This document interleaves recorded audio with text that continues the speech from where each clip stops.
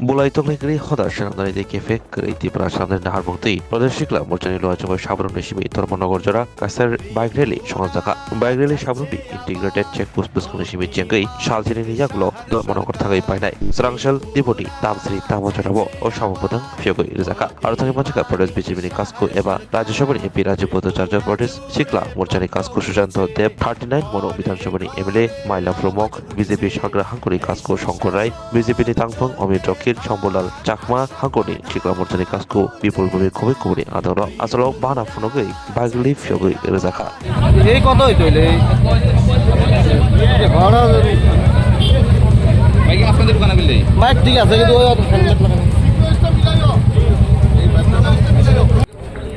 নমো যুব বাইক যাত্রা তার নামকরণ করা হয়েছে। আজকে এই সাবরুম থেকে এই নম যুব বাইক যাত্রার শুরুয়াত হতে চলছে। এই আজকের উদ্বোধনী অনুষ্ঠানে উপস্থিত রয়েছেন ভারতীয় জনতা পার্টির ত্রিপুরা প্রদেশ কমিটির সাধারণ সম্পাদক অমিত রক্ষিত মহোদয়, যুব মোর্চার প্রদেশ সভাপতি তথা সম্মানিত বিধায়ক শ্রী সুশান্ত দেব মহোদয়, জেলা সভাপতি প্রাক্তন বিধায়ক এবং দক্ষিণ ত্রিপুরার দপ্তর নেতা আদরণীয় শঙ্কর রায় মহোদয় রয়েছেন, মাইলাপুর আমাদের মনু বিধানসভার সম্মানিত বিধায়ক শম্ভুলাল চাকমা ভারতীয় জনতা পার্টির যুব মোর্চার সাধারণ সম্পাদক পাশাপাশি বিধায়ক উপস্থিত রয়েছেন আমাদের যুব মোর্চার বলিষ্ঠ নেতৃত্ব যাদের দ্বারা আগামী দিন এই ত্রিপুরা রাজ্যের ভারতীয় জনতা পার্টি সুরক্ষিত রয়েছে, প্রত্যেকের নাম আমি নিলাম না, এবং উপস্থিত সজ্জন মন্ডলী যুব মোর্চার কার্যকর্তারা এবং এই বাইক ধন্যবাদ জানাই যুব মোর্চার প্রত্যেকটা কার্যকর্তাকে যে আপনারা একটা ভিন্ন ধরনের কর্মসূচি হাতে নিয়েছেন। এই 7 দিনে প্রায় 500 কিলোমিটার এই ত্রিপুরা রাজ্যের প্রত্যেকটা অংশকে কানেক্ট করে 7 দিন পর ধর্মনগরে অর্থাৎ এক প্রান্ত থেকে শুরুয়াত হচ্ছে, আরেক প্রান্তে গিয়ে এই বাইক যাত্রা সম্পন্ন হবে। আমি ধন্যবাদ জানাই এই ঐতিহাসিক সিদ্ধান্তের জন্য এবং আপনারা যে বলিষ্ঠ পদক্ষেপ নিয়েছেন তার জন্য আমি যুব মোর্চার ভাই বোনদেরকে আমি অসংখ্য ধন্যবাদ জানাচ্ছি। কারণ আজকের দিনে আজকের এই ত্রিপুরা রাজ্যের রাজনৈতিক প্রেক্ষাপটে এটা আমাদের বিশেষ প্রয়োজনীয়তা ছিল।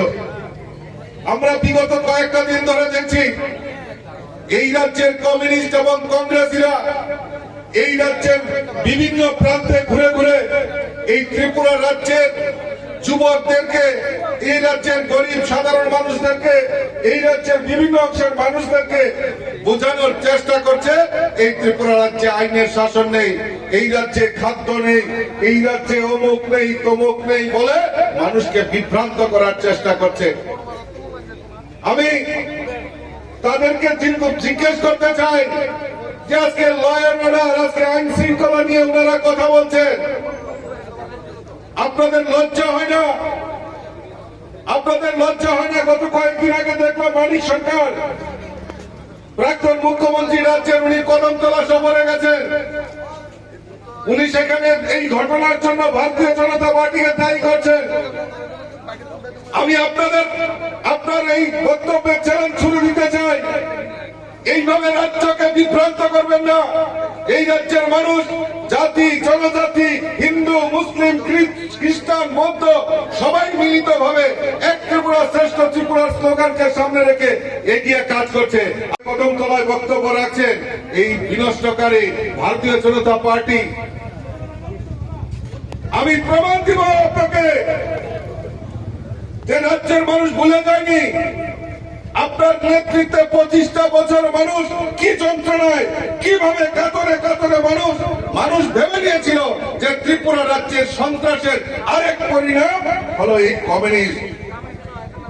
আমরা ভুলে গেছি আপনার এই মন্ত্রিসভায়, আমরা এখনো ভুলে যাইনি এই পবিত্র বিধানসভায় বিমল সিনহা, যিনি কমিউনিস্টের প্রাক্তন মন্ত্রী ছিলেন সরকারের, নিপেন চক্রবর্তীকে 1980 জনের দাঙ্গার জন্য দায়ী করেছিলেন। আবার নিপেন চক্রবর্তীও বিমল সিনহাকে বলেছিলেন যে উনি উগ্রপন্থীর মদতদাতা। আমরা সবাই কি ভুলে গেছি? আপনার নেতৃত্বে, মানিক সরকারের নেতৃত্বে সরকার পরিচালিত হচ্ছে, কমিউনিস্টের সরকার। আর গন্ডা চলায় হাজারো হাজারো লোক আজকে নিহত হয়েছেন, বাড়িঘর ছাড়া হয়েছে, নতুবা কিডন্যাপ হয়েছেন। সেগুলিও প্রশ্ন রাখতে চায় ত্রিপুরা রাজ্যের মানুষ। আর কদমতলায় গিয়ে বড় বড় বক্তব্য রাখছেন, কদমতলায় গিয়ে বড় বড় বক্তব্য রাখছেন, বিজেপি দায়ী করছেন। ভুলে যাবেন না যে ভারতীয় জনতা পার্টি নীতিনিষ্ঠা পার্টি। ভারতীয় জনতা পার্টি আজকে আইন শৃঙ্খলাকে, আমাদের সরকার, যে সরকারের প্রাথমিকতা হলো আইন শৃঙ্খলা, এই আইন শৃঙ্খলা যাতে অবনতি না হয় তার জন্য আমাদের সরকার সচেষ্ট রয়েছে। আজকে আইন শৃঙ্খলা এই ত্রিপুরা রাজ্যের নাম্বার 1-এ রয়েছে। নব যুবযাত্রা শুভ সূচনা করতে যাচ্ছি সাবরুমে। আজকে এই মহতী অনুষ্ঠানে আমাদের মধ্যে উপস্থিত আছেন আমাদের রাজ্যের ভারতীয় জনতা পার্টির মাননীয় সভাপতি তথা নবনিযুক্ত রাজ্যসভার সাংসদ, আমাদের অভিভাবক শ্রদ্ধেয় রাজীব ভট্টাচার্য মহোদয়।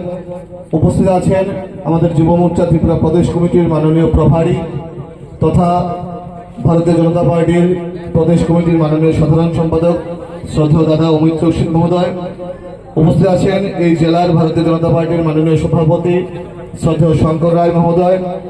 আছেন এলাকার সম্মানিত বিধায়ক শ্রদ্ধেয় মাইল আফরুম মহোদয়, যুব মোর্চার সাধারণ সম্পাদক তথা বিধায়ক বন্ধুবর শম্ভুলাল চাকমা মহোদয়, এই জেলার যুব মোর্চার সভাপতি ভাই বিপুল ভৌমিক, যুব মোর্চার প্রদেশ কমিটির সহসভাপতিগণ, উপস্থিত বিভিন্ন প্রান্ত থেকে আগত যুব ভাইয়েরা, সাংবাদিক ভাই বন্ধুরা, যারা মুখ থেকে আমরা মূল্যবান বক্তব্য শুনবো, প্রখর রুদ্র, বেশি লম্বা বক্তব্য দেব না।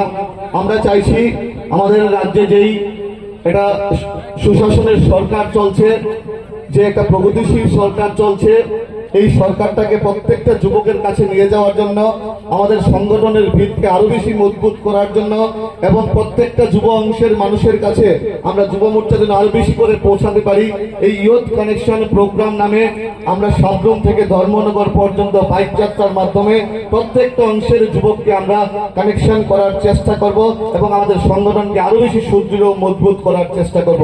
আমরা 7 দিন পরে এই কর্মসূচির সমাপন ধর্মনগরে আমরা করব। আমরা বিভিন্ন কার্যক্রম সে সাবরুম থেকে ধর্মনগর পর্যন্ত বিভিন্ন বিধানসভায়, বিভিন্ন মন্ডলে, বিভিন্ন জেলাতে আমরা বিভিন্ন সাংস্কৃতিক কার্যক্রম থেকে শুরু করে বিভিন্ন ইয়ুথ এনগেজমেন্ট প্রোগ্রাম থেকে শুরু করে বিভিন্ন কার্যক্রম আমরা হাতে নিয়েছি। আমি আশা রাখবো প্রত্যেকটা কার্যক্রম আমাদের যুব ভাইদের প্রচেষ্টায় আমরা সফলভাবে সম্পন্ন করব। আমাদের যারা অভিভাবকরা আছেন ওনাদের মার্গদর্শনে এই অনুষ্ঠান একটা সফল রূপ পাবে বলে আশা করছি। প্রত্যেকটা যুব ভাইকে অনুরোধ করব আমরা যেন হেলমেট পরিধান করে এই বিশাল যে কর্মযজ্ঞ আমরা যেন সুশৃঙ্খলভাবে সম্পন্ন করি, সেই আশা প্রত্যাশা রেখে প্রত্যেকটা যুব ভাইয়ের সুস্বাস্থ্য সমৃদ্ধি কামনা করে আমার এই সংক্ষিপ্ত আলোচনা শেষ করলাম।